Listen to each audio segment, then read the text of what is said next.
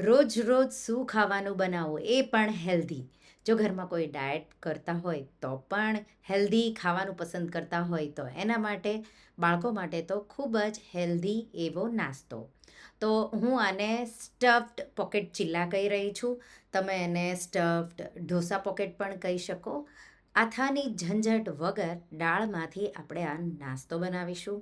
એટલો ટેસ્ટી છે, સાથે હેલ્ધી પણ એટલો જ છે. બહુ ઓછા તેલમાં તૈયાર થઈ જશે. સાથે ઘરમાં બાળકોથી લઈ મોટા બધાને બહુ જ ભાવશે. ડીપ પણ બનાવીશું સાથે. હેલો ફ્રેન્ડ્સ, તમારું સ્વાગત છે મારા કિચનમાં. આજે આપણે બનાવીશું પ્રોટીનથી ભરપૂર સ્ટફ્ડ ચિલ્લા કે પ્રોટીનથી ભરપૂર સ્ટફ્ડ ઢોસા પોકેટ પણ કહી શકો. જો તમને મારી રેસિપીઓ ગમતી હોય અને હજુ સુધી ચેનલને સબસ્ક્રાઈબ ન કર્યું હોય તો સબસ્ક્રાઈબ કરજો અને બાજુમાં આપેલી ઘંટી દબાવજો એટલે નવી નવી રેસિપીના નોટિફિકેશન આવે.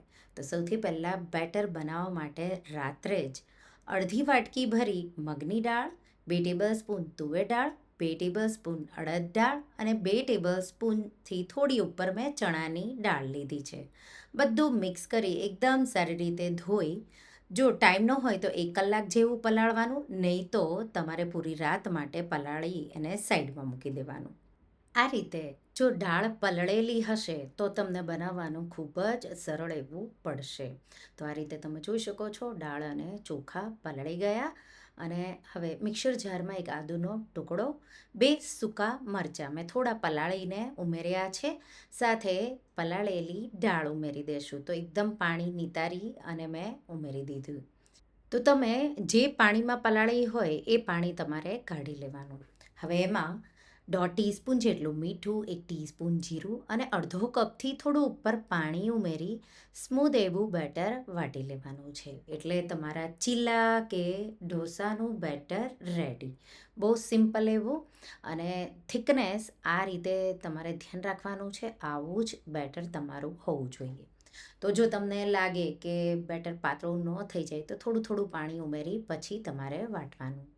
હવે એક ડીપ બનાવવાનું છે.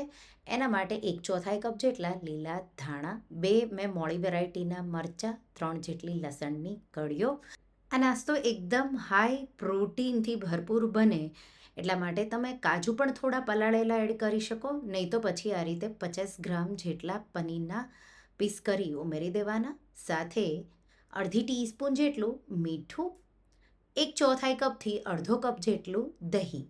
તો થિકનેસ માટે આપણે પાતળું જાડું કેવું જોવે એ માટે દહીં જ વાપરીશું. અને 1 ટીસ્પૂન જેટલો ચાટ મસાલો ઉમેરી અને આવું ડીપ મેં બનાવી લીધું. આટલું થીક જ રહેવું જોઈએ, પાતળું ન થવું જોઈએ. એટલા માટે દહીંનો મસ્કો કે દહીંમાંથી પાણી નિતારી ઉમેરવાનું. ગળપણ માટે મેં 1 ટીસ્પૂન જેટલું મધ ઉમેરી દીધું અને ડીપ આપણું તૈયાર છે. હવે શાકભાજી સાતળી લઈશું. તો આ રીતે 2 થી 3 ટીસ્પૂન જેટલું તેલ ગરમ કરીશું અને 1 લીલું મરચું. અહીંયા લસણની કળીઓ તમારે ઝીણી ઝીણી ચોપ કરીને ઉમેરવી હોય તો ઉમેરી શકો. અને 1 કપ જેટલા બેલ પેપર તમે નાના નાના પણ કટ કરી શકો. મેં આ રીતે લાંબા લાંબા સ્લાઇસ કર્યા છે. 3-1 મિનિટ જેવું હાઈ ફ્લેમ પર આપણે એને સાતળી લઈશું. પછી 1 કપ જેટલી કોબીને પાતળી પાતળી આ રીતે ચોપ કરી ઉમેરી દઈશું અને એને પણ 1 મિનિટ જેવું હાઈ ફ્લેમ પર થવા દઈશું. આ રીતે બધા સાતળેલા શાકભાજી હશે તો જ્યારે તમે એને આ રીતે રોલ કરશો અને ખાશો તો સ્પ્રિંગ રોલ જેવો કે પછી બહુ સારો એવો ટેસ્ટ એનો આવે છે. સાથે મેં અહીંયા 50 ગ્રામ જેટલા પનીરના પીસીસ ઉમેરી દીધા. મીઠું સ્વાદ પ્રમાણે 1 ટીસ્પૂન જેટલું. સાથે આપણે થોડો સોયા સોસ, મેં અહીંયા લાઇટ સોયા સોસ લીધો છે એટલે ડાર્ક કલર ન થઈ જાય એટલા માટે 2 થી 3 ટીસ્પૂન જેટલો ઉમેરીશું અને થોડા સફેદ તલ ઉમેરી અને બધું એકદમ એકસરખું મિક્સ કરી દઈશું. અહીંયા વઘાર કરો ત્યારે ડુંગળી અને લસણ પણ તમે ઉમેરી શકો. અહીંયા જો તમારે ડીપમાં પણ લસણ સ્કીપ કરવું હોય તો આદું ઉમેરી તમે લસણ ડુંગળી વગર પણ આ બનાવી શકો. 1 ટીસ્પૂન જેટલો મરી પાવડર ઉમેરી દઈશું અને એકદમ સારી રીતે મિક્સ કરી લાસ્ટમાં જો તમારે થોડા લીલા ધાણા ઉમેરવા હોય તો ઉમેરી અને ગેસની આંચ બંધ કરી દેવાની. તો કાચા પણ ન રહેવા જોઈએ, ઓવરકુક પણ ન થવા જોઈએ. ક્રન્ચી અને ખાવાની મજા આવે એ રીતે કૂક કરવાનું છે. તૈયાર છે. હવે નોનસ્ટિક તવો લઈ લઈશું. મેં એને હલકો ગરમ કરી લીધો અને પછી આ રીતે ગરમ હોય ત્યારે તમારે બેટર અંદરથી બહાર ફેલાવી ઢોસાની જેમ જ તમારે એને સ્પ્રેડ કરવાનું છે. કિનારીઓ બને એટલી પાતળી જ રાખવાની છે. થોડું અમથું ઘી આ રીતે તમારે ફેલાવી ગેસની ફ્લેમ હાઈ કરી દેવાની. લગભગ તમે 1 મિનિટ જેવું એને થવા દેશો એટલે એકદમ પરફેક્ટ એવો ગોલ્ડન એવો કલર નીચેથી આવી જશે. આ રીતે વચ્ચે એક કટ લગાવી દઈશું એટલે આપણે એનો રોલ એટલે કે એનો કોન શેપ આપણે આપી શકીએ.